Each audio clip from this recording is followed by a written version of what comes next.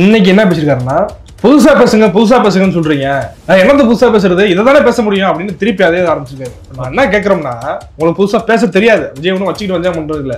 அவர் ஒரு சொல்றாரு, வடிவேலு ஒரு காமெடியில வந்து 2 பாக்கெட் எடுத்து காட்டுவாரு. அதே மாதிரி விஜய்கிட்ட ஒன்றும் புதுசா பேசுறதுக்கு ஒன்றும் இல்லை. அப்படி பாக்கெட் எடுத்து காமிக்கிற மாதிரி தான். ஒரே நாளில் சீமானாவது எப்படிங்கிறத படிச்சுட்டு ஆனால் சீமான் அவர்கள் என்ன பேசுனாங்களோ, பசி, பஞ்சம், ஊழல், லஞ்சம், கொள்ளை, சாதி, இழிவு, தீண்டாமை, மதுமத போதை, இது ஏதும் இல்லாத நாடை உருவாக்கும்னு அண்ணன் சீமான் அவர் சொல்லுவாங்கல்ல. அதே மாதிரி இவரு இருக்கக்கூடிய பெண்களுக்கு கல்வி கொடுக்கறதுல, இந்த மாதிரி பெண்கள் பாதுகாப்புல, இந்த மாதிரி வந்து அரசு இதுல தார் சாலை போறதுல எந்த சமரசம் இல்லைன்னு ஒரு மனப்படம் பண்ணிச்சிருக்காரு. அதை அப்படியே ஒப்பிச்சுட்டு போறாரு. நீட் எப்படி ஒழிப்பீங்க? திமுக போய் சொல்லுது, நீங்க எப்படி நீட் ஒழிப்பேன்னு சொல்லுங்க. நீட் ஒழிப்புங்கிறீங்கல்ல, கச்சத்தீவு எப்படி மீட் எடுப்பேன்னு சொல்லுங்க. நாம் தமிழ் கட்சி எல்லாத்துக்கும் தீர்க்கமா பேசுதுல, நீங்க என்ன செய்ய போறீங்க? அதான் சொல்லுவேன். நீங்க சொல்றதையே தெளிவா சொல்லுங்க தான் நான் சொல்றோம். சொல்ல திருப்பி சொல்லுங்க கேட்கல தானே. திருப்பி சொன்னாலும் ஒழுங்கா தெளிவா சொல்லுங்கிறோம். அதே சொல்ல மாட்டீங்களே. என்ன செய்த ஒருத்தல் அப்புறம் அவளை போயிருது. என்ன செய்த ஒருத்தல் என்னப்பா, இதைத்தான் கேட்கிறோம். என்னையா சொல்ற, நீ ஒழுங்கா சொல்லு. திருப்பி கேட்கிறோம்.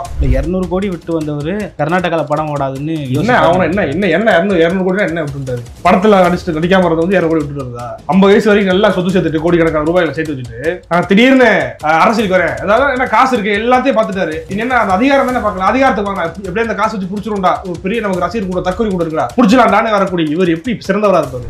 நாங்க 17 வயசு 18 வயசுல வந்த மக்களுக்காக களத்துல இருந்து நிக்கிறோம். எத்தனை வழக்கு, எத்தனை சிக்கல், எத்தனை போராட்டம். முதலமைச்சர் வரல, இந்த சீட்ல வந்து உட்கார்ந்து பார், ஒவ்வொரு நாளைக்கு ஒவ்வொரு சிக்கல், ஒவ்வொரு பிக்கல், ஒவ்வொரு புடுகு, 1008 சிக்கலோட இங்க உட்கார்ந்து.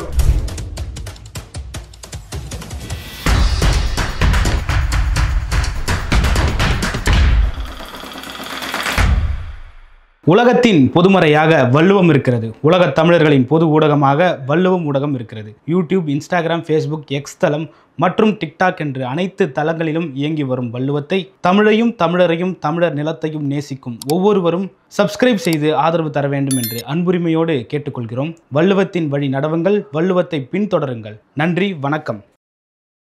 வள்ளுவம் நேயர்களுக்கு வணக்கம். அரசியல் பேசு நிகழ்ச்சிக்கு உங்களை வரவேற்பதில் மகிழ்ச்சி. நம்முடைய இணைந்திருக்கிறார் நாம் தமிழ் கட்சியிலிருந்து தென்னகம் விஷ்ணு அவர்கள். அண்ணா வணக்கம். வணக்கம். நல்லா இருக்கீங்களா? நல்லா இருக்கீங்களா? கரூர்ல நாமக்கல்ல விஜய் அவர்கள் வந்து இன்னைக்கு சுற்றுப்பயணம் போயிட்டு பல்வேறு விஷயங்களை பேசியிருக்காரு. வாக்குறுதிகளோட எண்ணெல்லாம் சொல்லிட்டு சொன்னீங்களே செஞ்சீங்களான்ற மாதிரி கேட்டிருக்காரு. எப்படி பாக்குறீங்க விஜயனுடைய பேச்சு? அது வந்து இதுக்கு முன்பாக 2 சனிக்கிழமை பேசியிருக்காரு. ஓகே, 2 சனிக்கிழமை என்ன பேசினாரோ அதே ஜெராக்ஸ் காப்பி அவர் அந்த கண்டென்ட் எழுதக்கூடியவர் வந்து ஒழுங்கா எழுதி கொடுக்க நினைக்கிறேன். சரி, இன்னைக்கு என்ன பேசியிருக்காருன்னா, புதுசா பேசுங்கன்னு சொல்றீங்க. நான் என்னது புதுசா பேசுறது, இதைதானே பேச முடியும் அப்படின்னு திருப்பி அதே ஆரம்பிச்சிருக்காரு. அதாவது கண்டென்ட் எழுதி கொடுக்கல, ஸ்கிரிப்ட் ரைட்டர் வந்து தூக்கிட்டா நினைக்கிறேன், வெளியூருக்கு எதுவும் போயிட்டா நினைக்கிறேன், இல்ல ஸ்கிரிப்ட் பேப்பர் தோணுச்சான்னு தெரியல கடைசி நேரத்துல. அதனால வந்து போன மேடையில பேசுறதா, போன சனிக்கிழமை பேசுறதுல இப்ப பேசிட்டு புதுசா பேசுன்னு சொல்றீங்களே, இதான் பேச முடியும். நானே இதான் மக்கள் தேவை, கல்வி, மருத்துவம், வேலை வாய்ப்பு, இதெல்லாம் எந்த ஒரு சமரசமும் கிடையாது அப்படின்னு போறவங்க அடிச்சுட்டு போறாப்புல. நான் என்ன கேட்கறோம்னா, உங்களுக்கு புதுசா பேச தெரியாது. விஜய் ஒன்றும் வச்சுக்கிட்டு வந்தா பண்றது இல்ல. அவர் ஒரு சொல்றாரு, வடிவேலு ஒரு காமெடியில வந்து 2 பாக்கெட் எடுத்து காட்டுவாரு. அதே மாதிரி விஜய்கிட்ட ஒன்றும் புதுசா பேசுறதுக்கு ஒன்றும் இல்லை. அப்படியே பாக்கெட் எடுத்து காமிக்கிற மாதிரி தான். விஜய் குற்றச்சாட்டுகளை சொல்றது ஒரு பக்கம் இருக்கட்டும், இந்த மாதிரி திமுக கொடுத்த தேர்தல் அறிக்கை கொடுத்த வாக்குறுதியெல்லாம் நிறைவேற்றல அப்படிங்கிறது ஒரு பக்கம் இருக்கட்டும். நீங்க ஆட்சிக்கு வந்தா என்ன கிழிக்க போறீங்க? இப்ப கல்வி, மருத்துவம், வேலை வாய்ப்பு, இதுல எந்த சமரசம் இல்லைங்கிறீங்களே, என்ன சமரசம், என்ன சொல்ல வரீங்க? மூலம் தெளிவா சொல்லுங்க. கல்வி இலவசமா கொடுப்பீங்களா? அப்ப இப்ப இலவச கல்வி இல்லையான்னு கேட்க தோணும். இலவச கல்வியா தான் இருக்கு, அப்ப எப்படிப்பட்ட கல்வியை கொடுப்பீங்க அப்படிங்கிறது திருப்பி கேட்க தோணும். இலவசமா கொடுப்பீங்களா மாட்டீங்களா, இல்ல எப்படிப்பட்ட கல்வி கொடுப்பீங்க, எந்த அளவுக்கான கல்வியை எப்படி உங்களால கொடுக்க முடியும், இது சாத்தியமா, அதுக்கு விளக்கத்தை கொடுங்க. ஓகே, இங்க கூடிய வந்து வேலை வாய்ப்புகள் எப்படி உருவாக்குவீங்க? இளைஞர்கள் படிச்சு நிறைய வராங்க, அவங்களுக்கு எப்படி வேலை வாய்ப்பு கொடுப்பீங்க?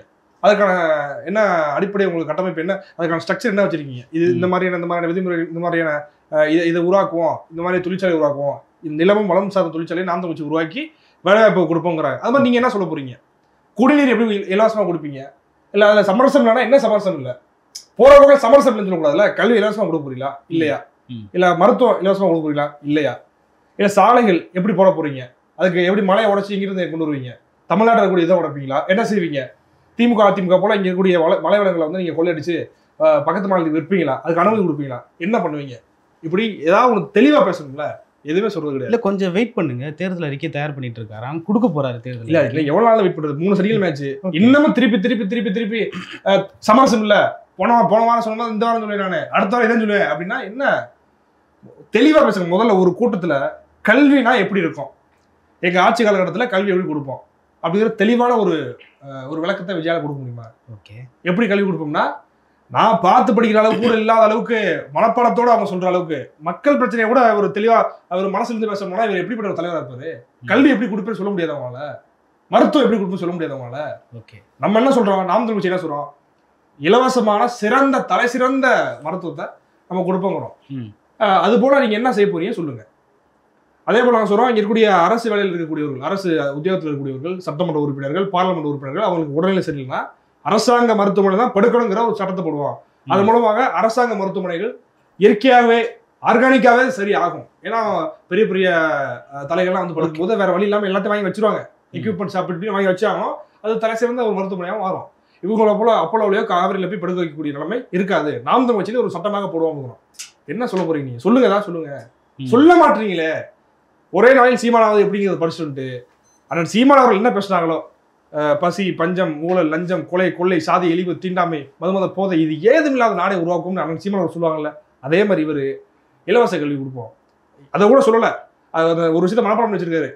இருக்கக்கூடிய பெண்களுக்கு கல்வி கொடுக்கறதுல, இந்த மாதிரி பெண்கள் பாதுகாப்புல, இந்த மாதிரி வந்து அரசு இதுல தார் சாலை போறதுல எந்த சமரசம் இல்லைன்னு ஒரு மனப்பாடம் வச்சிருக்காரு. அதை அப்படியே ஒப்பிச்சுட்டு போறாரு. இல்ல, அதுக்கான தேவை இருக்கிறப்போ அதை மீண்டும் மீண்டும் சொல்றதுல என்ன தப்புன்னு விஜயே கேட்கிறாரு. நான் என்ன கேட்கறேன்னா, நீங்க என்ன சொல்றீங்கிறத முதல் சமரசம் நீங்க சொல்லுங்க. இப்ப அது கல்வி, மருத்துவம், வேலை வாய்ப்பு, பெண்கள் பாதுகாப்பு, இதுல எந்த ஒரு சமரசம் இல்லை அப்படின்னா என்ன வழக்கம் சொல்லுங்க. நோ காம்ப்ரமைஸ்னா அதுல எந்த காம்ப்ரமைஸும் இல்லாம சமரசமும் இல்லாம செய்வேன்னு சொல்றாரு. என்ன செய்வீங்க? காம்ப்ரமைஸ் இல்லாம என்ன பண்ண போறீங்க? இப்ப இங்க தனியார் பள்ளிகள் இருக்கு, இப்ப நீங்க அரசாங்க பள்ளிகள் நோ காம்ப்ரமைஸ்னா என்ன பண்ணுவீங்க? காம்ப்ரமைஸ்னா என்ன செய்ய போறீங்க சொல்லுங்க. தமிழ்ல பேசுங்க, சொல்லுங்க. ஓகே. நீங்க தாவே கேட்கறது சொல்லுங்க. நோ காம்ப்ரமைஸ்னா என்ன சொல்லுங்க, எனக்கு புரியல, சொல்லுங்களேன். இல்லை, சூழல் எதுவும் பண்ணாம எந்த விதமான சமரசமும் பண்ணாம அதில் சரியா செஞ்சாலே போதும்னு விஜய் நினைக்கிறாரு. சரியா செய்வேன், சிறந்த கல்வியை கொடுப்பேன், எப்படி கொடுப்பேன் சொல்லுங்க.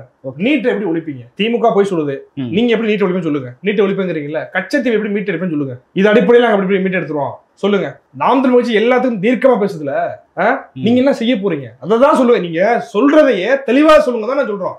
சொல்ல திருப்பி திருப்பி சொல்லுங்க கேட்கல, திருப்பி திருப்பி சொன்னாலும் ஒழுங்கா தெளிவா சொல்லுங்கிறோம். அதே சொல்ல மாட்டீங்களே. உங்களை எப்படி நாட்டை கொடுக்குறது? அது நாங்கள் ஆட்சி கொண்டோம்னா கிட்னி திருவையெல்லாம் விட மாட்டேங்கிறாப்ல. நீ மூலம் ஆட்சி வரணும்ப்பா, அவன் கிட்னி திருவான்னு தெரியுது, நீ மூலம் ஆட்சிக்கு வரணும், அதுக்கப்புறம் தான் இதெல்லாம் பேசணும். நீ இல்லை, அந்த விஷயத்த எல்லா அரசியல்வாதிகளும் மேம்போக்கா பார்க்குறப்போ விஜய் அதில் இன்டெப்தா போயிட்டு உள்ள நாமக்கல்ல தான் நடந்திருக்கு, ஒருத்தரையும் நான் விட மாட்டேன், யாரா இருந்தாலும் விட மாட்டேன்னு சொல்றாரு. என்ன நடந்திருக்கு அதை சொல்லுவேன். நான் என்ன சொல்றேன்னா, விஜய் பேசுறதுலாம் பிரச்சனை கிடையாது. திருக்குறள்லாம் அது 2 வரி சேர்த்து சொல்லணும். ஓகே, சரிங்களா? இன்னா செய்தார ஒருத்தல் அவர்னால நன்மையும் செய்து விடல் அப்படின்னு சொன்னாலும் ஒரு திருக்குறள் முழுமையாதையும். சரிங்களா? அது முழுமையா சொல்லணும். பிறப்புக்கும் எல்லாம் உயிருக்கும்னு அந்த குறள் இருக்குல்ல, அதுக்கப்புறம் என்னன்னு கேளுங்களேன். தாவிக்காரன்ட்ட விஜய்கிட்ட கேளுங்களேன், தெரியாது. என்ன செய்தார ஒருத்தல் அவரால் நன்மையும் செய்து விடல்னா அதை யார் வந்து முழுசா சொல்லணும். ஓகே, இன்னா செய்தார ஒருத்தல், அப்புறம் அவ்வளோ போயிருது. என்ன செய்தார ஒருத்தல் என்னப்பா இதைத்தானே கேட்குறோம். என்னையா சொல்ற நீ, ஒழுங்கா சொல்லு. திருப்பி திருப்பி கேட்குறோம், பேசுறத ஒழுங்கா பேசு. என்ன செய்ய போற நீ? கட்சிக்கு மீட் எடுப்பேன், அப்படி மீட் எடுப்பேன். இப்போ காவிரி சிக்கல் கொடுத்து விஜய் பேச சொல்லுங்க. பேசல, அன்னைக்கு பேசல வாங்க. காவிரி சிக்கல் கொடுத்து பேசினாரா? காவிரி இங்க வந்துச்சுன்னா இங்கெல்லாம் விவசாயிகள்லாம் பலன் அடைவாங்கன்னு போயிட்டாரு. ஆமா, நீ கொண்டு வந்துருவியா? காவிரி சிக்கல் கொடுத்து உடைய நிலைப்பாடு என்ன? முல்லை பெரியார் சிக்கல் கொடுத்து உடைய நிலைப்பாடு என்ன? என்ன நிலைப்பாடு என்ன? ஓகே, பாலாறு சிக்கல் கொடுத்து உடைய நிலைப்பாடு என்ன? எங்களை கோளராக்க கூடாது. இப்படி பேசி பேசி ஒழுங்கா என்னங்கிறத முதல்ல தெளிவுபடுத்தணும். அவன் கட்சிக்காரன் ஒழுங்கா தெளிவா பேச மாட்டாங்க, விஜயும் தெளிவா பேச மாட்டாப்ல. ஏன் பூசாப்ல இருக்கணும், பூசா மாதிரி இருக்குங்கிற மாதிரிதான் விஜய் இப்பதான் ஒவ்வொரு மாவட்டமா போறாரு. அந்த ஒரு மாவட்டத்துல இருக்கிற பிரச்சனைகளை மேலோட்டா சொல்றாரு. அடுத்த தடவை போறப்போ இன்டெப்தா பேசுவாருன்ற ஒரு நம்பிக்கை வைங்க. இப்படி நம்பிக்கைனா இப்படி நம்பிக்கை வச்சுட்டே விஜய் பேசுவாரு.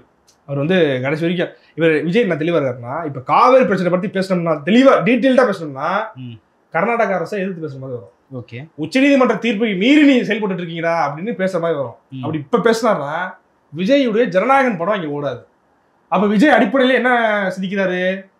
தன்னுடைய சுயலாபத்திற்காக சிந்திக்கிறார். தன் படம் ஓடணும்னு இருக்காண்டி இந்த மாநில உரிமையை விட்டு கொடுக்குறாரா இல்லையா? பேசுற மாதிரி தாவேக்காரங்க பேசியிருக்காங்க. காவிரி சிக்கல் குறித்து பேசாதவர்கள் பிழைப்புவாதிகள், அவர்கள் இருப்பார்கள் அப்படின்ட்டு பேசியிருக்காங்க. இல்லை, 200 கோடி விட்டு வந்தவர் கர்நாடகால படம் ஓடாதுன்னு என்ன அவனை என்ன 200 கோடி என்ன விட்டுட்டாரு? படத்துல அடிச்சுட்டு நடிக்காம இருந்தது வந்து 200 கோடி விட்டுட்டு வருதா? 50 வயசு வரைக்கும் நல்லா சொத்து சேர்த்துட்டு கோடிக்கணக்கான ரூபாயில சேர்த்து வச்சுட்டு நான் திடீர்னு அரசியலுக்கு வரேன், அதாவது என்ன காசு இருக்கு எல்லாத்தையும் பார்த்துட்டாரு. என்ன அந்த அதிகாரம் தானே பார்க்கலாம், அதிகாரத்தை பார்க்கலாம். எப்படியே அந்த காசு வச்சு பிடிச்சிரும்டா, ஒரு பெரிய நமக்கு ரசிகர் கூட தக்குரி கூட இருக்கா, புடிச்சலாண்டானே வரக்கூடிய இவர் எப்படி சிறந்தவரா இருப்பாரு? இல்ல அந்த காசை மக்களுக்கு தானே செலவு பண்ண போறோம். என்ன நல்லா கேக்குறேன், நீங்க இந்த இதுக்கு தான் லேபிள் விட்டுறாங்களா 200 கோடி விட்டு வந்தேன், அதை விடுங்க தயவு செஞ்சு. நாங்க 17 வயசு 18 வயசுல வந்த மக்களுக்காக களத்துல இருந்து நிக்கிறோம். எத்தனை வழக்கு, எத்தனை சிக்கல், எத்தனை போராட்டம். ரகுவர முதலமைச்சர் வரல, இந்த சீட்ல வந்து உட்கார்ந்து பார், ஒவ்வொரு நாளைக்கு ஒவ்வொரு சிக்கல், ஒவ்வொரு பிக்கல், ஒவ்வொரு புடுகள், 1008 சிக்கலோட இங்க உட்கார்ந்துருக்கும் அப்படின்னு எங்க தான் நாம பிரச்சனையா இருக்கு. 200 கோடி விட்டுனா நீ 2000 கோடி சேர்த்துருக்க, 5000 கோடி சேர்த்துட்டு அதிகாரம் வேணும்னு வர. நாங்க வாழ்க்கையே தொலைச்சிட்டு மக்களுக்காக நிக்கிறோம். நீ பெரியாளா நாங்க பெரியாளையா? உனக்கு தெரியல. இப்ப நாங்க இன்னைக்கு எனக்கு சீமானுடைய லட்சக்கணக்கான தம்பிகள ஒரு தம்பி தான் நானு. ஓகே, உலகம் முழுவதும் இருக்கக்கூடிய நாம் தமிழ் கட்சி பிறகுள்ள லட்சக்கணக்கான தம்பிகள் இருக்காங்க. அதுல ஒரு நாள் நான் அவங்கள்ட்ட நீ என்ன கேள்வி கேட்டா நானு இந்த பேட்டிக்கார முன்னாடி நீங்க கேள்வி என்னென்ன கேள்வி சொல்லிருங்க, அதுக்கு பதில் சொல்லிடணும்னா இல்ல. அப்போ எனக்கு இந்த அளவுக்கு பேசிட்டுனா மக்களுடைய பிரச்சனை என் மனசுல இருக்கு. நீங்க கேட்கக்கூடிய கேள்வி என்னால பதில் சொல்ல முடியுது. புரியுதுங்களா? ராஜராஜ சோழன் காலகட்டத்தில் அந்த கல்வெட்டை பத்தி கேள்வி தெரியாது, அவன் வரலாற்று ஆய்வாளர் கிடையாது, அதை பத்தி படிச்சு தெரிஞ்சுட்டு பேச. ஆனா மக்களுடைய பிரச்சனை என்னன்னு தெரியும், சமூகத்தில் கூடிய அளவலங்கள் என்னன்னு தெரியும். இது கூட விஜய்க்கு தெரியல. நீ எப்ப தலைவனா இருப்ப, நீ தற்கொலைடா அப்படின்னு நான் சொல்ல மக்கள் சொல்லுவாங்க மாட்டாங்களா? இல்லை, இவ்வளோ காட்டமான விமர்சனம் எதற்கு? ஒரு உங்களோட சேர்ந்து போட்டி போகிறதுக்காக தான் வராரு, ஒரு 3வது அணியாக தான் வராரு. இந்த இடத்துல போயிட்டு நீங்கள் திமுகவை தானே எதிர்க்கணும், தாவேக்காவை இந்த அளவுக்கு எதிர்க்கிறீங்களே, என்ன காரணம்? ஒரு தலைவன் இது வரைக்கும் நீ தற்கொலைஞ்சவன் தான் காட்டமான விமர்சனங்கிறீங்க. ஒரு தலைவன் இது வரைக்கும் தன்னோட ரசிகர்களை கிறுக்குத்தனமா அப்படி ஏறுறதையோ அங்கிட்ட தாவுறதையோ ஏறி குதிக்கிறதையோ ஒரு முறை கூட கண்டிச்சு பேசாத தலைவனை நேற்று அறிக்கை கொடுத்தாரு. என்ன பேசினாரு? என்ன அறிக்கை கொடுத்தாரு? மரத்துல ஏறக்கூடாது, செவரில் ஏறக்கூடாது, ஆகுனா அறிக்கை விடுறாங்க. விஜய் பேசினாரா இந்த மாதிரிடா என்னுடைய பதாகையில முதல்ல நீ ஃபிளெக்ஸுக்கு பால் ஊத்தாதீங்கடா பைத்தியக்காரத்தனம்னா பேசுவாரா? எனக்கா சொல்லியிருக்காரா? இல்ல. அப்போ இவர் எப்படி நீங்க தலைவர் பார்ப்பீங்க? ஃபிளெக்ஸ் என்ன விஜய் சாமியா கடவுளா? ஏன் பதாகைக்கு நீங்க வந்து பாலை கொண்டு போய் ஊத்தாதீங்க, எவ்வளவு சத்துள்ள ஒரு உணவுப் பொருள் அது, அதை போய் ஊத்தாதீங்கன்னு எனக்கா சொல்லியிருக்காரா? இங்க தாவறதை குயிக்கிறது பண்ணாதீங்கப்பா, நம்ம மேல விமர்சனம் ஆகுது, நம்ம பண்பட்ட மக்களாக நம்ம இருக்கணும், பண்பட்ட கட்சியாக நம்ம இருக்கணும் எனக்கா பேசியிருக்காரா? அப்படி இருக்குன்னு சொன்னார்னா அவன் பண்பட்டா அப்படின்னா விஜய்கிட்ட இருக்க மாட்டேன். விஜய் கட்சி ஆரம்பிச்சதுக்கு பிறகுதான் தமிழ்நாட்டில் இவ்வளவு பெரிய தற்கொலை கூட்டம், அதுவும் படிச்ச தற்கொலை கூட்டம் இருக்குங்கிறது நமக்கு தெரியுது. புரியுதுங்களா? அப்ப இந்த தற்கொலை கூட்டத்தை வழிநடத்தக்கூடிய ஒரு தலைவனா என்னன்னா பார்ப்பீங்க நீங்க? எதுக்கு இவ்வளவு பெரிய பெரிய வேனு, அதுல எத்தனை 4 கம்பி, அத்தனை பாடி கட்டுறதுக்கு உங்க தொண்டர்கள் இருந்து உனக்கு பாதுகாக்க முடியாதா? முதல்ல தொண்டர்கள் தானே தலைவன் பாதுகாப்பு இருக்கணும். தலைவனுக்கே தொண்டர்கள் இருந்து பாதுகாப்பு இல்லை, அதை 4 பாடி கட்டு அப்படி தராங்க. எப்படியே அந்த எலி பிடிக்கிற மாதிரி அணில் பிடிக்கிறது கையிடறான். இப்ப கையை வச்சாஞ்சு மேல தள்ளி விடுறான், ஏறான் தள்ளி விடுறான், தூக்கி எறிகிறான் இல்லையா? எதுக்கு? ஏன் தொண்டர்கள் உனக்கு வந்து பாதுகாப்பு இல்லையே, ஏன்னா பிச்சிருவாங்க தெரியுதா? இந்த கூட்டம் அதனால சொல்லி தற்கொலை கூட்டம்னு. விஜய் இந்த கூட்டத்தையே நீ உன்னால கட்டுப்படுத்த முடியலன்னா நீ சொல்றதே உன் கட்சிக்கார அறிக்கை விட்டார்ல, நீங்க சொல்றது அறிக்கை விட்டார்ல, விஜய் இந்த தற்கொலை கூட்டத்தையே உன்னால கட்டுப்படுத்த முடியல அப்படின்னா நீ எப்படி நாட்டை கட்டுப்படுத்துவ? நீ ஸ்டாலின் விமர்சிப்பதற்கு உனக்கு என்ன தகுதி இருக்கு? அவர் விளங்காத போது ஆட்சி நடத்திட்டு இருக்காரு, வீணா போன ஆட்சி, ஊழல் ஆட்சி, கேடுகட்ட ஆட்சி நடத்திட்டு இருக்காரு. நம்ம மாட்டுக்கு சொல்ல கக்கூச ஊழல் பண்றாங்க, 10 ரூபாய் மேல பாட்டிலுக்கு 10 ரூபாய் மேல வச்சு ஏழை வைத்துக்கல அவனே குடிச்சு நாசமா போயிட்டு இருக்கான், கூட கொஞ்சம் நாசமா போட்டோம்னு பொருளாதார ரீதியாக சொல்றீங்க. அவனை இப்படி கேடுகட்ட ஆட்சி நடந்துட்டு நம்ம விமர்சிக்கிறோம். சரி, உனக்கு என்ன தகுதி இருக்கு? நீ அந்த கூட்டத்தை அவனால கட்டுப்படுத்த முடியல, ஒரு ரசிகர் மன்றத்தை கட்டுப்படுத்த முடியல, ஒரு ரசிகர் கூட்டத்தை அவனால கட்டுப்படுத்த முடியல, நாட்டை எப்படியா நீ கட்டுப்படுத்துவங்கிற கேள்வி மக்கள் கேட்கணுமா இல்லையா? என்னைக்கா சொல்றாரா கட்டுப்படுத்துவதற்கு ஏதாவது வாயில் வந்து பேசியிருக்காரா? நெஞ்சில் குடியிருக்கும், எங்க நெஞ்சில் குடியிருக்கீங்களா? அப்படியே பாடி கட்டுக்கலாம் உள்ள போகடா, எல்லாமே நெஞ்சில் குடியிருக்கேன்னு சொல்லி பார்ப்போம். தளபதி இந்த நெஞ்சில் குடியிருக்க ஒரே கிடையாது கிடைச்சிடலாம் நெஞ்சிலேயே. அப்படிப்பட்ட ஒரு மோசமான மனநலம் பாதிக்கப்பட்ட கூட்டமாக தான் அந்த கூட்டம் இருக்கு. ஓகே, அதுக்குன்னு என்ன வேணாலும் விமர்சிக்கலாமான்ற மாதிரி இருக்கு. அதிமுகலேருந்து 2 தோசை, திமுகலேருந்து ஒரு இட்லி எடுத்து உப்புமா கின்றாரு அப்படின்னு சொல்லிட்டு சீமான் அவர்களோட விமர்சனம். எதுக்கு இந்த மாதிரியான விமர்சனம்? இல்லை, அது உண்மை தானே. அதாவது நம்ம மக்களுக்கு எளிமையாக புரியுற விதத்தில் இப்போ நீங்கள் ஒரு கடைக்கு போனால் தோசை சாப்பிடுவோம், ஆனால் ஒரு தோசை கொண்டு வாங்க, இல்லையா ஆனால் ஒரு புரோட்டா இட்லி கொண்டு வாங்க அப்படின்னு மனிதர்களாக இருக்கக்கூடியவர்கள் ஒவ்வொன்றும் சாப்பிடுவோம். இல்லைனா ஒன்று தோசை சாப்பிட்டு முடிச்சதுக்கப்புறம் அதை சாப்பிடுவோம். ஒரு தோசை கொண்டு வாங்க, ஒரு இட்லி கொண்டு வாங்க, 2 பிச்சு போட்டு அடிங்க அப்படி செய்வாங்க. எல்லாம் செய்வாங்களா? கிறுக்குனா இருப்பான் போலேன்னு ஒரு ஹோட்டல்காரனே பார்ப்பா. அது மாதிரி தானே விஜய் செய்கிறாரு அப்படின்னு ஒரு எடுத்துக்காட்டு பேசுறது தானே. இப்போ அண்ணா யாரு? திமுகவினுடைய தோற்றுனர். எம்ஜிஆர் யாரு? அதிமுகவோட தோற்றுனர். இப்போ 2 பேரும் நீ வச்சுக்க, நீ யார்? அப்போ இல்லை, 2 பேரும் தலைவர்களோட எப்படி வரலாற்றை மாற்றுறாங்களோ அது மாதிரி நான் மாற்றுறேன்னு சொல்றாரு. இப்போ எம்ஜிஆர் ஆட்சி நீங்க பேசுறீங்க. எம்ஜிஆர் என்ன அப்பழுக்கட்ட ஆட்சி நடத்திட்டாரா? இன்னும் ஆகுனா எம்ஜிஆர் எம்ஜிஆர் சிறந்த மனித புனிதர் போல. எம்ஜிஆருடைய ஆட்சி காலகட்டத்தில் கம்யூனிஸ்டுகள் எவ்வளவு பேர் வேட்டையாடப்படுறாங்க தெரியுமா? மக்களுக்காக போராடினவங்க கம்யூனிஸ்டுகள் வந்து நக்சலைட் என்று சொல்லி எத்தனை பேரை சுட்டு கொண்டாங்க தெரியுமா காவல்துறை? திமுக அன்றைக்கு இருக்கக்கூடிய எம்ஜிஆருக்கு யாரெல்லாம் எதிராக இருக்காங்களோ அத்தனை பேரும் எத்தனை அடக்குமுறைக்கு உள்ளாங்க தெரியுமா? ஹிந்தி எதிர்ப்பு போராட்டத்தில் போராடினவங்கள தேசிய பாதுகாப்பு போட்டாரு இல்லைங்கிறீங்களா? தூக்கி உள்ள அடிச்சிங்க, எவ்வளோ நெருக்கடி கொடுத்தீங்க. இதே மெரினால அங்கே வந்து தூய்மைப்படுத்த போகிறோம் அப்படிங்கிற பேரில், அது ஒரு வேர்ல்டு பாலிடிக்ஸ் தான் வச்சுக்கோங்களேன். அங்கே தூய்மைப்படுத்த போகிறாங்கிற பேரில் அங்கே மீனவர்களை எத்தனை பேர் நீங்கள் அடிச்சு சூறையாடினீங்க, வேட்டையாடினீங்க தெரியுமா? நீங்களா எம்ஜிஆர் ஆட்சி காலத்தில் நடந்திருக்கு, எடுத்து படிச்சு பாருங்க. எதுக்கு எடுத்தாலும் எம்ஜிஆர் ஆட்சி புனித ஆட்சிக்கிறீங்க. இப்போ அண்ணா ஆட்சிக்கு வருவோம். கீழ்வன்மணியில் யார் ஆட்சி காலத்தில் நடந்தது? அண்ணா தொடரலை, அதற்கு மேலே 1.5 ஆண்டுகள் அதுக்கு மேலே தொடர்றதுக்கான வாய்ப்புகள் அவருக்கு அதுக்கப்புறம் கொடுத்துதான் தெரிஞ்சிருந்திருக்கான்.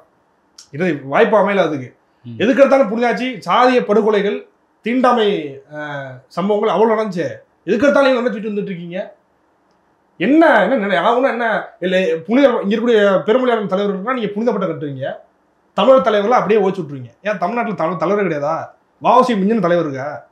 இந்த மக்களுக்காக மண்ணிற்காக தியாகம் செய்தவர் ஐயா முத்துராமலிங்க தேவர் தாண்டின தலைவர் இருக்கா? ஐயா காமராஜர் தாண்டின தலைவர் இருக்காங்களாங்க? ஐயா ரெட்டமலை சீனிவாசன் தாண்டின தலைவர் இருக்காங்களா? ஏன் இதெல்லாம் கொண்டு வர மாட்டார் விஜய்? அதான் நமக்கு எரிச்சலாகுது. மீண்டும் மீண்டும் பிறமொழியாளர்களை, அது ஊழல் கரை படிந்தவர்களை திருப்பி நீங்கள் தூக்கிட்டு வந்து அவர்கள் தலைவர்கள் என்று, அவர் தான் மாற்று சக்தி என்று நீங்கள் பேசுனீங்கன்னா எப்படி நம்ம ஏற்றுக்கொள்வது? இது மீண்டும் ஒரு திமுக உருவாக்கி கொடுக்குற சமம் தானே. நாங்கள் ஏற்க மாட்டோம், ஆரம்பத்திலே அடிச்சு தட்டுவோம். ஓகே, அதுக்கு மறைந்த தலைவர்களை சனியன் என்று பேசுவதா சரியா? மறைந்த தலைவர்கள் நான் பேசல. அண்ணன் சீமான் அவர்கள் வந்து இருபெரும் கட்சிகள், இந்த திராவிட கட்சிகள் திமுக அதிமுக, இந்த 2 கட்சி, அந்த கட்சியுடைய ஆட்சியில தான் சனியன் என்று சொன்னார். 2 தலைவர் சொல்றாங்க, திருப்பி போடுறாங்க. அண்ணன் சீமான் அவர்கள் சொன்னது 2. அவர் தெளிவா சொல்லியிருந்தாரு, இந்த சனியனையும் அந்த சனியனும் இன்னொரு சனியன் தூக்கிட்டு வருதுன்றாரு. திராவிட ஆட்சி, திமுக அதிமுக 2 கட்சி, இந்த 2 ஆட்சியும் 2 ஆட்சிக்கு காரணமாக இருந்தவர்கள் அப்படியே தூக்கிட்டு மொத்தமா வராங்க. அப்ப 2 ஆட்சி தான் சொல்றாரு, 2 தலைவர்கள் சொல்லல. நான் அதுக்கும் சொல்றேன், அந்த தலைவர் அப்பல் கற்றவர்கள் கிடையாது. அந்த தலைவர்களை அண்ணன் சீமான் அவர்கள் குறிப்பிட்டு சொல்லவில்லை. அந்த கட்சிகளை தான், ஆட்சிகளை தான் சொல்லுகிறார். இங்க மாற்றி உடனே புனையிறாங்க. இது அபத்தமானது. இல்ல டிடிவி, ஓபிஎஸ், அதுக்கப்புறம் வைகோ எல்லாமே சொல்றாங்களே இந்த மாதிரி பேசக்கூடாது அப்படின்னு. அவங்கள யாரும் தெரியாதா? டிடிவிலாம் அப்படியே வந்து கரைபடியாத கரங்களுக்கு சொந்தக்காரரு. அவர் பேசுவாரு. அவர் எப்படிப்பட்ட தலைவர் வச்சிருக்காரோ, இவர் எப்படிப்பட்டவங்க இல்லை ஊருக்கே தெரியும். அவங்க எல்லாம் பேச வேண்டிய அவசியம் கிடையாது. பேசுவாங்க. அவங்களுக்கு என்ன இருக்குன்னா, இப்ப இந்த இடத்துல கண்டிப்பது மூலமாக விஜய்க்கு துண்டு போடுறது. விஜய் விமர்சிக்கிறாரு, நம்ம இந்த டைம்ல அடிச்சோம்னா விஜய் நம்ம துண்டு போடலாம். வைகோ கூட துண்டு போடுறாரா? துண்டு போடுறாருதா இல்லைங்கிறீங்களா? விஜய் வரட்டுமே, வைகோ பேசியிருக்காரா இல்லையா? பேசியிருக்காரு, துண்டு போடுறாரு, என்னாலும் நடக்கலாம். டிடிவி விஜய் வரட்டும் என்ன இருக்கு, அவர் தலைமையில ஒரு அணி உருவாட்டுமே பேசியிருக்காரு இல்லையா? அப்புறம் என்ன துண்டு போட்டு வைக்கிறதேன்? நாலு படம் அந்த உதவம்ல எல்லாத்துக்கும் சீமான தான் காரணமா இருக்காரு. அண்ணன் சீமான் அவர்கள் விமர்சிப்பது மூலமாக அவருக்கு ஏதாவது 2 சீட்டுகள் கிடைச்சிச்சுன்னா விஜய்ட்டெல்லாம் போய் சீட்டு வாங்குற நிலைமைக்கு வந்துட்டாங்கன்னா கால் துப்பாங்க மக்களே. ஓகே, புரியுது. முன்னாள் அமைச்சர் ஜெயக்குமாருக்கு தாவேகா கிட்ட துண்டு போட வேண்டிய அவசியம் இல்லை. அவர் சொல்றாரு சனியனின் மொத்த உருவமே சீமான் தான் சொல்றாங்க. ஏன்னா இப்ப நம்ம தலைவர் விமர்சிட்டான்னு சொல்லி டிடிவி பேசிட்டு இருக்காரு. நம்ம பேசாம இருந்தா நம்ம தன்மானத்துக்கு என்ன ஆகுது அப்படின்னு வாடா சாவடா சவலைங்கிற மாதிரி உடனே தாவி ஒரு கருத்து சொல்ல வேண்டியது. எங்க அண்ணன் சீமான் அவர்கள் எங்களுக்கு இந்த அளவுக்கு இறங்கி விமர்சிக்க வேண்டாம் தான் சொல்லுவாங்க. அண்ணன் சீமான் அவர்கள் சொன்னது அந்த 2 தலைவர்கள் அல்ல, அந்த தலைவர் இருந்த கட்சி, அதோடைய ஆட்சி, அந்த 2 கட்சியுடைய ஆட்சியை நீங்க முதன்மைப்படுத்துற விதத்துல சிறந்த ஆட்சிங்கிற மாதிரி தூக்கிட்டு வந்தீங்கன்னா 2 சனியனையும் விட்டு ஒழிங்கன்னா நாங்க பேசுவோம். திமுக அதிமுக மாற்றாதான் நினைக்கிறோம். நீங்க மேலும் மேலும் வந்து எந்த தலைவர் தான் பேசிட்டாருன்னு வந்தீங்கன்னா அந்த தலைவர்கள் கொண்டும் அப்பல் கட்டவர்கள் கிடையாது. அவங்க ஆட்சியிலையும் ஊழல் இருக்கிறது, சாதிய மோதல் நடந்திருக்கு, அதுக்கு ஆதரவாக நின்றுருக்காங்க. அதான் அமல்படுத்துறோம். இல்ல ஒரு தடவை வந்து அண்ணாவையும் எம்ஜிஆரையும் பாராட்டி பேசுறீங்க, ஒரு தடவை சனின்னு பேசுறீங்க. அப்படிலாம் கிடையாது. நான் சனின் முதல்ல பேசலன்னு சொல்லியாச்சு, நீங்க திருப்பி கேட்குறீங்க. சனின்னு பேசலன்றாச்சு, இப்போ திருப்பி சனின்னு சொன்னீங்கன்னா நாங்கள் சனின்னு சொல்லலாம். நான் சீமானவர் சொன்னது அப்படி சொல்ல, ஆட்சி தான் சொல்லிட்டு இருக்கோம். நம்ம என்ன சொல்றோம்னா எம்ஜிஆர் வந்து தலைவருக்கு உதவுனாங்க. ஓகே, அந்த இடத்துல மதிக்கிறோம், கடமைப்பட்டிருக்கோம், மகிழ்ச்சி, அவ்வளவுதானே. நம்ம விமர்சிக்க வேண்டிய தேவையில்லை. நீங்க என்னன்னா திருப்பி விடுறீங்க எங்களை, விமர்சின்னு. அப்புறம் ஈவே ராமசாமி பிம்பத்தை உடைச்ச மாதிரி தான் உடைக்க வேண்டிய நிலைமை வரும். தேவையில்லை. இதுக்கு எடுத்தாலும் சிறந்த ஆட்சின்னு போயிடாதீங்க. தமிழ்நாட்டில் டாஸ்மார்க் அரசுடைமை ஆக்குனது யாரு? எம்ஜிஆர். தமிழ்நாட்டில் டாஸ்மார்க் அந்த மதுபான கடைகளை அரசுடைமை ஆக்குனது எம்ஜிஆர். இப்போ இவர் என்னன்னு சொல்றீங்க? இன்னைக்கு தமிழ்நாட்டில் நடக்கக்கூடிய எத்தனை சிக்கல் இருக்கு, எத்தனை பிரச்சனைகள், அத்தனைக்கும் காரணமாக மது இருக்கிறது. ஓகே, கேட்டால் கள்ளச்சாரம் வந்திருக்கோம், இல்லைன்னா திறந்துள்ளேனா அப்படின்னு இருப்பாங்க. கள்ளச்சாரத்தை தடுக்க தானே போவேல. சரி, இன்னைக்கு மதுக்கடை நடக்குது, கள்ளச்சாரம் குடிச்சா 60 பேர் சாகலையா? இது தடுப்பதற்கு தானே காவல்துறை, உளவுத்துறை எல்லாம் வச்சிருக்க. எங்களை மட்டும் யூடியூப்ல இந்த வீடியோ பேசிட்டான், அந்த வீடியோ பேசிட்டான்னு தூக்குறீங்க.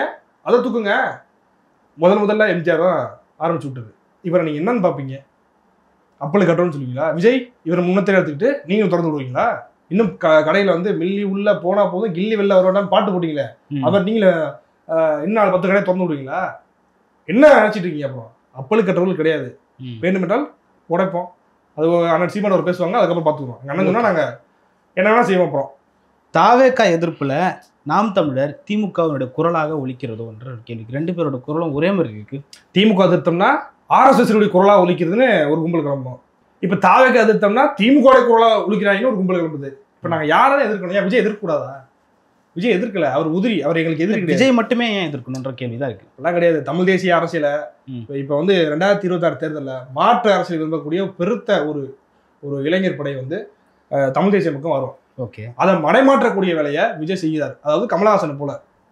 அப்படிங்கும் போது போற போக்கில் தட்டி இவர் உண்மை கிடையாது, இவர் போலி, மீண்டும் ஒரு திராவிட கட்சி மற்றும் ஒரு திராவிட கட்சியாகத்தான் வருது அப்படிங்கிறத அம்பலப்படுத்த வேண்டிய தேவை இங்க இருக்குது.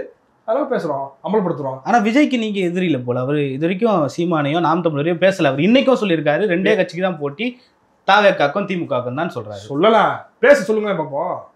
ஒரு பிரஸ் மீட் வச்சு சரி விஜய் முதல்ல பேச சொல்லுங்க, அதுக்கப்புறம் அவர் உதிரியா பார்த்துருவோம். விஜய் எனக்கு ஜூனியர், சரிங்களா? அரசியல் விஜய் எனக்கே ஜூனியரு. எங்க கட்சியில உள்ள மலையாள பசங்கிட்ட கூட பேசி விஜயால தக்கத்தில் ஜெயிக்க முடியாது. அவ்வளவு கோட்பாடு, அவ்வளவு தெளிவு, அவ்வளவு ஆட்சிக்கு வந்தா என்ன செய்வோம்னு எங்க கட்சிக்காரங்க ஒரு மலையாள பாசம் பேசுவாங்க. அந்த அளவுக்கு கூட விஜய்க்கு தெரியாது. விஜய் எங்களை போட்டியா நீங்க பார்க்க கூடாது. போட்டி நாங்களே பார்க்கல. எங்களுக்கு போட்டி எங்களுக்கு திமுக தான். திமுக வெர்சஸ் நாம் தமிழர் இருக்கா, அதை அப்படியே டைவர்ட் பண்ணி திமுக வெர்சஸ் தாவேகா மாத்தி தமிழ் தேசிய எழுச்சியை, தமிழ் தேசிய அரசுடைய வளர்ச்சியை மடைமாற்றக்கூடிய வேலையை தான் விஜய் செய்கிறார். அடிக்கிறோம் போற போக்குல. ஓகே, பேச சொல்லுங்க விஜய்னு சொல்றீங்க. என்ன எதிர்வினை ஆற்றுவீங்க பேசுனா? சீமானோ இல்ல நாம் தமிழர்னோ பேசினா என்ன எதிர்வினை ஆற்றுவீங்க? பேசுங்க, நான் எதிர்வினை ஆட்ட தேவையில்லை, நீங்களே எதிர்வினை ஆட்டுவீங்க. விஜய் இவ்வளவு பெரிய தற்கொலையா இருந்திருக்காப்புல, இவரை போய் நம்ம வந்து இவ்வளவு பெருசா ஊதி காட்டிட்டு இருக்கோம், நீங்களே கட்டுவீங்க. 4 கேள்வி கேட்டீங்கன்னா பெப்பவேன்றப்பல பேப்பர் இல்லாம அவரால் பேச முடியாது. பேப்பர் ரவுடி கிளி விட்டுறீங்க, பேப்பர் தலைவன் கிளி விட்டுறீங்களா? அந்த படசனை படுத்த வரும், இந்த பேப்பர் ரவுடி இல்லடா அப்படின்னு. அந்த மாதிரி ஒரு விஜய் வந்து ஒரு பேப்பர் தலைவன் கிடையாது, பேப்பர் தான். அவரு சும்மா காட்டிக்கிறது பில்டப் மாதிரி பேப்பர் அப்படின்னு ஒரு தலைவர் மாதிரி காட்டிக்கிறது. உண்மையிலேனா ஒரு பேப்பர் தலைவன் தான் விஜய், தலைவர் கிடையாது. நீங்க அவர் பேசினா தானே மைக்கை நீட்டி 4 கேள்வி கேட்டீங்கன்னா அவருடைய லட்சணம் என்ன, அவருடைய தகுதி என்ன, அவருக்கான தராதரம் என்ன, அவர் தலைவனுக்கான துளி தகுதியாக அவருக்கு இருக்கிறதாங்கிறது அம்பலப்பட்டுரும். ஆரம்பத்தில் ஆதரிச்சோம்ல, விஜய் கட்சி ஆரம்பிக்கிற போது நம்ம வந்து கழுத்து பிடிச்சி எரிக்கல, வரக்கூடாது வரட்டும் சிறப்பாக செயல்பட்டு. ஆனால் சீமான் அவர்களையும் விஜய் சந்தித்து பல விஷயங்கள் பேசினார். அது விஜய்க்கு நல்லா தெரியும். சரி, மேடையில ஏறிக்கிட்டு தமிழ் தேசியமும் திராவிடம் இந்த மண்ணோட 2 கண்களா தான் நம்ம பாக்குறோம். எதுக்கு நீ பாக்குற? மண்ணோட 2 கண்களா? இந்த ஒரு கண்ணை புடிங்க எரியலாம் தான் நாங்க வேலை செஞ்சுட்டு இருக்கோம். விஜய் திராவிடத்தை தூக்கிட்டு வராம அன்னைக்கே எங்களுடைய பகையா மாறிட்டார். புரியுதுங்களா? அப்ப அடிச்சுதான் ஆகணும். இந்த எனக்கு மட்டும் உங்களுக்கு மட்டும் எனக்கு மட்டும் பகை கிடையாது, இந்த மண்ணிற்கே பகையா மாறுறாரு. மீண்டும் மீண்டும் திராவிட அரசியலை பேசி பேசி பேசி தமிழர்கள் ஏமாற்றினது போதாதா? கருணாநிதி காலத்திலிருந்து திருப்பி எங்களை ஏமாத்துவீங்களா? அண்ணா, எம்ஜிஆர், கருணாநிதி, எத்தனை பேர் தமிழர்கள் ஏமாத்துவீங்க? இதை உடைப்போம். தமிழர்கள் என்றே சொல்லுங்கள், திராவிடர் என்று சொல்லாதீங்க. திராவிடர் என்று சொல்லக்கூடிய தலைவர்கள் எவன் தூக்கிட்டு வந்தானோ அதை அமல்படுத்துவோம். ஓகே, புரியுது. நாம் தமிழர் கட்சி சார்ந்தவங்க யூடியூப்ல பேசிட்டு இருக்கவங்க எல்லாருமே வந்து தாவேகா பத்தின வீடியோ தான் கடந்த 1 வாரமா போட்டுட்டு இருக்காங்க. ஒரு வீடியோக்கு 2 லட்சத்துலேருந்து 50,000 வரைக்கும் வாங்குறாங்கன்னு சொல்றாங்க. வாங்குறீங்களா உண்மையாவே? எந்த லூஸ் அந்த சவுக்கு சங்க தாங்க சொல்றது? தயவு செஞ்சு காட்டு சொல்லுங்க. 2 லட்சம் வருதுல, காட்டுப்பா. இப்ப நீ பேசுப்பா. எல்லாரும் 2 லட்சம் வந்துச்சுன்னா தாவேக்காவை எதிர்த்து பேசினா 2 லட்சம் வருதுன்னா தாவேக்காரனே கட்சி விட்டு விலையை வந்து எதிர்த்து பேசுவான். 2 லட்சத்தை அவங்க இருக்காங்க, எனக்கு தெரியாதா? அப்படி அவங்க பேச 2 லட்சம் வருதா? என்ன கதை நீ இது விடுறதா? காட்டு, என் பேங்க் ஸ்டேட்மெண்ட் எடுத்து செக் பண்ணுங்கப்பா. 2 லட்சம் வருதான் பாருங்க. எங்க நாம் தமிழ் யூடியூபர்ஸ் எத்தனை பேர் இருக்காங்க? 2 லட்சம் வருதான் பாருங்க. என்ன போற போக்குல ஏதாவது அடிச்சு விடுறது? 2 லட்சம் வருது, 10 லட்சம் வருது. சரி, வேற என்ன காரணம்? 1 வாரமா ஏன் தாவேக்கான்னு பேசுறீங்க? மீண்டும் மீண்டும் சொல்றோம், தமிழ் தேசிய எழுச்சியை மடைமாற்றக்கூடிய வேலையை விஜய் தாவேக்கா செய்கிறது. ஓகே, போன முறை கமலஹாசன் 2019 விட்டோம், 3 விழுக்காடு வாக்கு நழுவிட்டு போயிட்டாப்ல. இப்ப கடைசியில் திமுக போய் சரணடைஞ்சிட்டாப்ல. ஓகே, இதே போல மீண்டும் அதே போல என்ன இதுக்கு முன்னாடி 2019 நாம் தமிழ் அங்கீகாரம் பெற்றிருக்கோம். கமலஹாசன் வந்து அப்படி மடைமாட்டிட்டு போலனா மாற்று அரசியல் வராங்கல்ல, சினிமாவில் வந்து நம்பிடுறாங்க நம்மளுக்கு, தற்கொலை கூட்டமா இருக்கு. அப்ப அதே வேலை தான் இங்க இவரும் செய்வாருன்னா அதை ஆரம்பத்தில் அம்பலப்படுத்தும்ல. இல்ல, அம்பலப்படுத்துறன்ற பேர்ல நீங்க தான் டைவர்ட் ஆகி போறீங்க. திமுகவை களத்துல வீழ்த்துவோம், தாவேக்காவை களத்துக்கு முன்னாடி வீழ்த்துவோம். இவ்வளவுதான் எங்களுடைய செயல்பாடு. போதுமா உங்களுக்கு? ஒரே வார்த்தை சொன்னா இவ்வளவுதான். ஓகே, திருமாவளவன் அவர்கள் வந்து விமர்சிச்சிருக்காரு, நாம் தமிழரும் தாவேக்காவும் 2மே வந்து RSS ஊதுகுரலாக வேலை செய்யறாங்க. எப்ப சொன்னாரு? நேத்து சொல்லியிருந்தாரு. ஓ சொல்லி பார்க்கல. 2 பேரையும் மென்ஷன் பண்ணி அவர் சொல்லியிருந்தாரு. திமுகவை வந்து முதல் அணியாவோ பாஜகவை 2வது அணியாவோ உருவாக்க தான் இவங்கெல்லாம் வேலை செய்கிறாங்க அப்படின்னு சொல்லிட்டு சொல்லியிருந்தாரு. இதே திரும்ப தான் தமிழ்நாட்டில் 0வா இருந்த பாஜகவை கூட்டணி வச்சு விசிக வாக்குகளை விளை வைத்து பாஜகவை சட்டமன்ற உறுப்பினராக, பாஜக வேட்பாளர் எச் ராஜாவை சட்டமன்ற உறுப்பினர் மற்ற 2001. சரி, நீங்களாம் வெக்கம் இல்லாமல் நாம் தமிழர் பார்த்துட்டு சொல்கிறீங்களே, அசிங்கமா இல்லை? திருமாவளவன் கேட்குறேன். 4 சீட்டுக்காண்டி நீங்கள் திமுகவுக்கு அடியார் வேலை பார்ப்பீங்க, உங்களை எதிர்த்து கேள்வி கேட்டால் நீங்கள் ஆள் அடிப்பீங்க. அதோட நிறுத்திக்கணும். எங்கள் பக்கம் வந்தீங்கன்னா எங்கள் அண்ணன் இன்னமும் பிடிச்சி வைக்கிறாரு, வேணாப்பா விடுங்கப்பா அண்ணன் தான்ப்பா திரும்ப அப்படின்னு சொல்லிட்டு அமல்படுத்த ஆரம்பிச்சோம்னா நாரிடும். நீ இந்த ஆர்எஸ்எஸ் கைக்குள்ளே மாத்திரம் யாரும் 2வது நீ சொல்லிட்டு போப்பா. போல உங்கள் கட்சியை திமுக இருந்து பார்த்துக்காதுங்க. திருமாவை தட்டி விட்டு அந்த இடத்துக்கு வன்னியர் சவருக்கான எல்லா வேலையும் பார்த்துட்டு இருக்காரு. ஏன்னா பாருங்க காலத்துக்கு நடக்கும். திருமாவுடைய பேரை கெட்ட பேர் ஆக்கி விட்டு கட்சியில் கூடிய பேர்லாம் ரொம்ப கட்சியில் அவங்க கட்சியில் இருக்கக்கூடியவங்களே திரும்ப வந்து இவரெல்லாம் என்னங்க இப்படி அப்படின்னு பார்க்குற அளவுக்கு தள்ளி விட்டு நேக்கா வந்து அந்த பொறுப்பில் வந்து உட்காரதுக்கான வேலையை தான் வன்னியர் பார்த்துட்டு இருப்பதால் நமக்கு மறைமுகமாக பல செய்திகள் வருது. நடக்கும்போது நீங்கள் சம்பவத்தை பார்ப்பீங்க. திருமாவளவனை பற்றினா நான் செய்தி சொல்கிறது, தகவல் சொல்கிறதே நான் வந்து நேர விரயமாக நினைக்கிறேன் நான். ஓகே, அந்த கல்வி அந்த விழாவில் வந்து சீமான் அவர்கள் பேசியிருந்தார். தமிழரசுன்ற அந்த இயக்குனரை பற்றி பேசியிருந்தார். ஒரு படம் எடுத்துட்டா நீ எல்லாம் அறிவாளியா, நீ எல்லாம் பேசுவியான்ற மாதிரி பேசியிருந்தார். ஏன் ஒரு படம் எடுத்தால் பேசக்கூடாதா என்ன? அது என்ன நிகழ்ச்சி? தமிழ்நாடு கல்வியில் சிறந்து விளங்குகிறதுன்ற நிகழ்ச்சி. சரியா சொல்றதுல இப்போ கல்வியில் சிறந்து விளங்கும் தமிழ்நாடு, கல்வியில் சிறந்த தமிழ்நாடு. அதுக்கு யார் சீஃப் கெஸ்ட்? தெலுங்கானா முதல்வர். இவங்கெல்லாம் யார்? அப்போ இந்த பேசினாரு லப்பர் பந்து இயக்குனர், அவர்லாம் யாரு? கல்வி சிறந்தவரா? தற்கூரி மாதிரி பண்ணக்கூடாது. இதுதான் நாங்கள் சொல்றோம். சீமான் அவர்கள் சொன்னது என்ன, ஒவ்வொரு மனிதருக்குள்ளேயும் ஒரு தனித்திறல் ஆற்றல் இருக்குது. அந்த ஆற்றல் இன்னைக்கு வெளியே வருகிறதோ அன்னைக்கு அவன் சிறந்து விளங்குவான். கல்வியின் போது வெறும் படித்தோம் மார்க் எடுத்தோம் அப்படின்னு மட்டும் இல்லாமல் ஒவ்வொரு மனிதர்களுக்கு கூட அந்த தனித்திறன் ஆற்றலை கண்டுபிடிச்சு அதற்கான கல்வியை அவனுக்கு கொடுக்கணும். கல்வியை கற்க வேணாம்னு சொல்லுவாங்க சீமான். அவனுக்கான கல்வியை கொடுத்தாதான் இப்போ ஒருத்தர் நல்லா வரைவா அப்படின்னா வரையறதுக்கான ஒரு கோச்சிங் இருக்குது, அதில் வரை சொல்லிக் கொடுங்க. நல்லா சிறந்த ஒரு ஆர்டிஸ்டாக வருவான். ஒருத்தர் வந்து பாடுறதுக்கு நல்லா பாடல் வருதா, படிக்கும்போதே அதை வந்து அவனுக்கு சிறப்பு படமாக அந்த பாடலுக்கானது. ஒருத்தர் வந்து நல்லா பேசுவாப்லையா, பேச்சு கலைக்கான அதுக்கு ஒரு சிறப்பு படமாக அவனுக்கு ஒரு சப்ஜெக்ட் இருக்குல்லைங்க, சப்ஜெக்டில் இவர்களுக்கு இது வருது அப்படின்னு தனித்தனுக்கு ஒரு இதை ஒதுக்கணும். அதில் அவங்கள சிறந்த முதன்மைப்படுத்தி அவங்களை வேலை செய்ய வைக்கணும் அப்படின்னு தான் சீமான் அவர்கள் படிக்க வைக்கணும்னு சொல்லி பேசிட்டு இருக்காங்க. இதை முழுசாக கேட்காம படிக்கலாம் வேணாம்னு சொல்கிறாங்க பல பேர் அப்படின்னு தற்கொலை மாதிரி பேசிட்டு இருக்கீங்க. உன்னை எப்படி கூப்பிட்டாங்க? நீ படம் எடுத்துட்ட, படத்தில் நீ சிறந்த நிரூபிச்சு காட்டிட்டு, அதனால உன்னை கூப்பிட்டுருக்காங்க சீஃப் கெஸ்ட்டாக. அங்கே வந்திருக்கவங்க நடிகர்கள்லாம் யாரு? பல நடிகர்கள் யாரு? சினிமாவில் இருக்கக்கூடியவங்க, சிறந்து விளங்கக்கூடியவர்கள், சிறந்து நல்லா நடிக்கக்கூடியவங்க, நல்லா பாடக்கூடியவங்க, நல்லா இயக்கக்கூடியவங்க. அதனால உங்களை கூப்பிட்டுருக்காங்க. சரி, நீங்கள் ஒன்றும் படித்து கலெக்டர் ஆகிட்டீங்கன்னு உங்களை கூப்பிடல, புரியுதப்பா? இதைத்தான் நான் சீமான் அவர்கள் சொல்கிறாரு. நீ பேசுறீல கண்ணாடியை பார்த்து காரை துப்பிக்க. இல்லை, அவர் சீமான் அவர்களை மென்ஷன் பண்ணி தான் பேசுகிறாருன்னு நீங்கள் எடுத்து வேறு யார்? அண்ணன் சீமான் தான் சொல்கிறாங்க. அவர் தான் சொல்கிறாங்க இந்த மாதிரி பாட தெரிஞ்சா பாடுப்பா, ஆட தெரிஞ்சா ஆடுப்பா, உனக்கான இது இருக்குப்பான்னு சொல்லி நான் சீமான் நிறைய பேசியிருக்காங்க. இதை வந்து கடைசியாக ஒரு இரும்புத்திரை ஏதோ நினைக்கிறேன், ஒரு படத்தில் கூட இரும்புத்திரை, அதான் அந்த படத்தில் பேசுகிறேன்னு தெரியல, அந்த படத்தில் நினைக்கிறேன். அது அர்ஜுன் பேசுவாப்புல தனித்திறன் ஆற்றல் அதுக்கான கல்விங்கிறதுக்கான ஒரு முறைப்பட்டு பேசுவாப்புல. அண்ணன் சீமான் அவர்கள் பேசுனது முழுக்க எல்லாமே அண்ணன் சீமான் அவர்கள் பேசுனது தான். அவங்களுக்கு எப்படி கல்வியை அவங்களுக்கு கொடுக்கணும், எப்படிப்பட்ட கல்வியை கொடுக்கணும், கல்வி வேணும். அது வந்து கல்வின்னா படித்து மார்க் எடுக்கிறதா மட்டுமே இருக்கக்கூடாது. ஒருத்தருக்கு மேக்ஸில் அவன் ஃபெயில் ஆகிருப்பான், ஆனால் அவன் ஒரு மிகச்சிறந்த ஒரு ஒரு இசையமைப்பாளர் வருவான், மிகச்சிறந்த ஒரு விளையாட்டு வீரனாக வருவான், ஒரு கபடி வீரனாக வருவான், மிகச்சிறந்த ஒரு ஓட்டப்பந்தய வீரனாக வருவான், அத்லட்டாக வருவான். அப்போ அதில் அவனுக்கு இருக்குல்ல, அப்போ அவன் இந்த இதில் ஜீரோவாக இருக்கலாம். அதுக்காண்டி அவனை வாழ்க்கையை முடிச்சுன்னு நினைக்காதீங்க. அவனுக்கு தனித்திறன் ஆற்றல் மூலமாக இந்த மாதிரி அவனுடைய கவனத்தை திருப்பி அதில் அவனுக்கு முக்கியத்துவம் கொடுக்கப்பட்டு அவனை முன்னேற்றுங்க வாழ்க்கையில் அப்படின்னா சீமானன் சொல்கிறாங்க. இங்கே முழுசாக போகிறதே கிடையாது, அதை தூக்கிறாங்க, மொத்தமாக தூக்கி விட்டு இப்படி பேசிட்டாரு அப்படின்றா. என்ன ஒரு படம் பெரிய ஆளா? நான் திரும்பி கேட்குறோம், படம் எடுத்துட்டா சினிமாவில் போயிட்டா நீ என்ன பெரிய ஆள் நினைப்பா? 15 வருஷமா களத்தில் நிற்கிறோம், மக்களுக்கு எந்த பிரச்சனை வந்தாலும் எங்களை பார்த்தா கூப்பிடுவாங்க. நீ ஒரு நாள் கருத்து மாதிரி சொல்லிட்டு போயிடுவப்பா, எங்களை தான் கூப்பிடுவாங்க, நாங்கள் தான் நிற்கிறோம், நாங்கள் தான் மக்களுக்காக பேசுகிறோம். உனக்கே வந்தப்போ எங்களுக்கு எவ்வளோ இருக்கும்? அதான் கேட்குறோம். ஒரு படம் எடுத்துட்டா பெரிய இது நினைப்பா நீ? கேட்குறேன் நான்.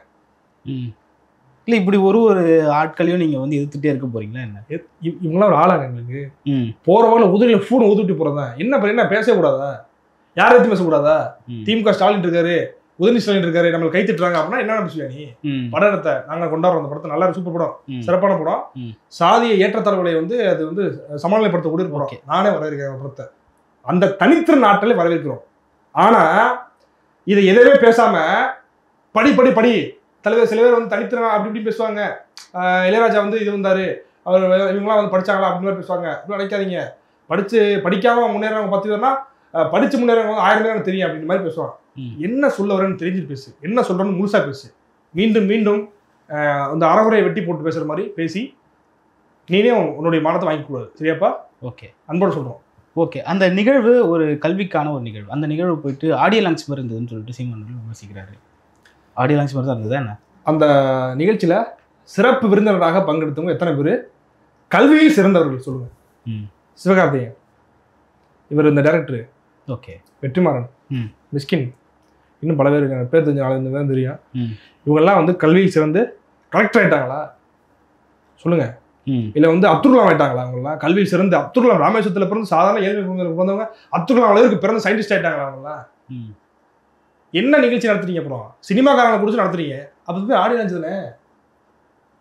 அந்த முன்னொரு காலத்தில் நீங்கள் பார்த்தீங்கன்னா அரசர் காலத்துலலாம் இந்த புலவர்களை கூப்பிட்டு வச்சு புகழ்ந்து பேசு, பரிசு கொடுப்போம், பேசுப்பா அப்படின்னோடனே மாமன்னா நீ ஒரு மாமா மன்னா அப்படின்னு பேசுவாங்களா? 23 படத்தை கூட ஒரு இது வரும். அது மாதிரி திரைத்துறையில் இருக்கக்கூடியவங்களை கூப்பிட்டு வச்சு பேச வைக்கிறது. இதற்கு முன்பாக ரஜினிகாந்த் பேசினாப்புல, இளையராஜாக்கு ஏதோ நிகழ்ச்சி எடுத்தாங்கல்ல, ரஜினிகாந்த் பேசினாப்புல, கமல்ஹாசன் பேசினாப்புல. இது மாதிரி திரைத்துறையில உச்ச நட்சத்திரமா இருக்கக்கூடியவர்களை கூப்பிட்டு பேச வைக்கும்போது இவருக்கு அப்படியே ஒரு பூரிப்பு, அவன் எவ்வளவு பெரிய ஆளு அப்படின்னு. இவங்களே செட் பண்ணி கூப்பிடுறது. ஏன்னா அஜித்குமார் மட்டும்தான் எதிர்த்து பேசினாரு.